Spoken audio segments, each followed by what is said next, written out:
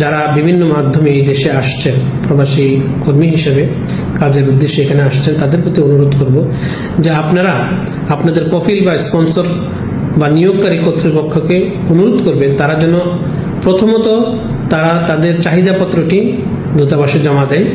দূতাবাস চাহিদাপত্রটিকে যাচাই বাছাই করে যখন অনুমোদন দিবে তারপরেই যেন তিনি তার ভিসার জন্য প্রসেস করেন।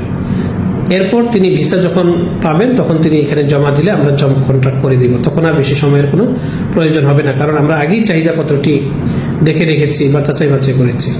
সুতরাং সকলের প্রতি, সংশ্লিষ্ট সকলের প্রতি আমাদের আহ্বান থাকবে, অনুরোধ থাকবে যে আপনারা এই কাজটি যেন সঠিক মতো হয়।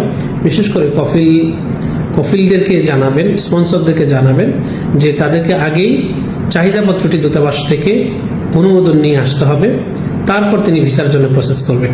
এতে করে একজন প্রবাসীর অধিকার সংরক্ষিত হবে, আপনার কর্মস্থল সুন্দর হবে এবং একটা সুশৃঙ্খল, নিয়মিত এবং সুষ্ঠু অভিবাসন আমরা নিশ্চিত করতে পারব। এ বিষয়ে আমি আপনাদের সকলের সহযোগিতা কামনা করছি।